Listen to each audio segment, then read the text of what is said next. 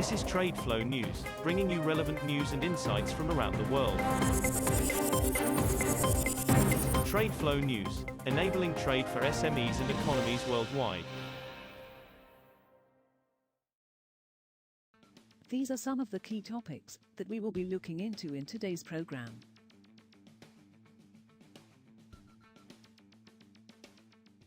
First, let's take a look at the overnight headlines which are impacting the commodity markets. Russia's Urals crude oil price rose on Friday above the $60 per barrel limit imposed by Western nations as the Brent price climbed back after a dramatic fall earlier this week, traders said and Reuters calculations showed.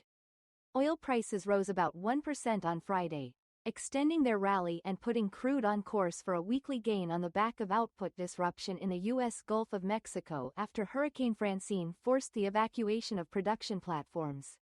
The U.S., other group of 7 countries and Australia imposed the price cap last year, seeking to reduce Russia's revenue from seaborne oil exports as part of wide-ranging sanctions. Oil prices fell on Friday as U.S. Gulf of Mexico crude production resumed following Hurricane Francine, and rising data showed a weekly rise in U.S. rig count.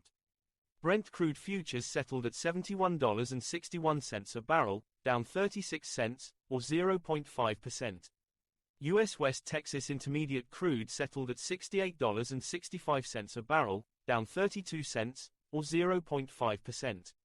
As U.S. Gulf Coast production and refining activity resumes, investors have opted to offload oil contracts going into the weekend, said Bob Yorga, Director of Energy Futures at Mizuho in New York. Moving on to the top news in the energy sector. Indonesia plans to upgrade the quality of subsidised and polluting fuels, while also selling them to fewer vehicles, in a bid to improve the air quality in the capital Jakarta and other big cities, a senior government official said. Southeast Asia's biggest economy currently implements a blanket subsidy for the widely used 90-octane gasoline and some biodiesel, which have high sulfur content that contributes to the persistent air pollution in major cities.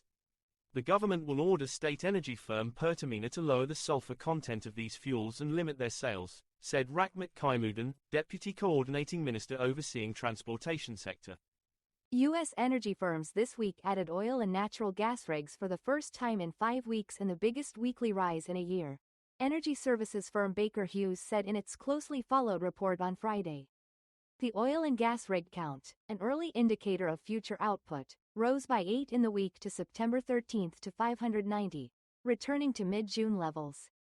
The increase was the biggest since the week to September 15, 2023.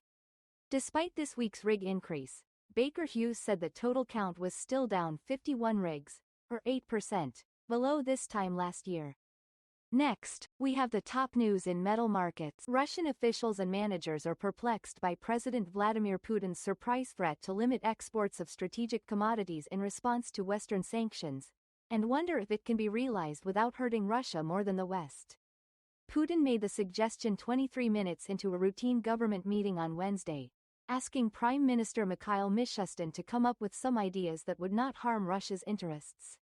Yet many of Russia's commodities such as oil, gas, nickel, titanium, gold and diamonds are already subject to various levels of voluntary or mandatory import restrictions or even bans imposed by the West itself. Copper prices hit a 2-week high on Friday and were on track for their strongest week since July on support from a weaker dollar and hopes that economic stimulus in top consumer China will boost demand. 3-month copper on the London Metal Exchange was up 0.9% at $9,297.50 a metric ton by 15:52 GMT after touching $9,314.50, its highest price since August 30. Aluminium and zinc also touched their 2-week highs. The U.S. currency was under pressure, making dollar-priced metals more attractive for buyers using other currencies, with the U.S. Federal Reserve widely expected to start cutting interest rates next week. We will now look at the top news in the agricultural sector. India has raised the basic import tax on crude and refined edible oils by 20 percentage points, the government said on Friday, as the world's biggest edible oil importer tries to help protect farmers reeling from lower oilseed prices. The move could lift edible oil prices and dampen demand and subsequently reduce overseas purchases of palm oil, soy oil and sunflower oil. After the duty hike announcement, Chicago Board of Trade soy oil extended losses and fell more than 2%. New Delhi on Friday imposed a 20% basic customs duty on crude palm oil, crude soy oil and crude sunflower oil from September 14, the notification said. That is all for today's news on commodity markets. Stay tuned to TradeFlow News as we continue to provide you with more updates. We also invite you to follow us on Twitter at TradeFlow News, which allows you to watch our program on your mobile device or desktop to receive information from there.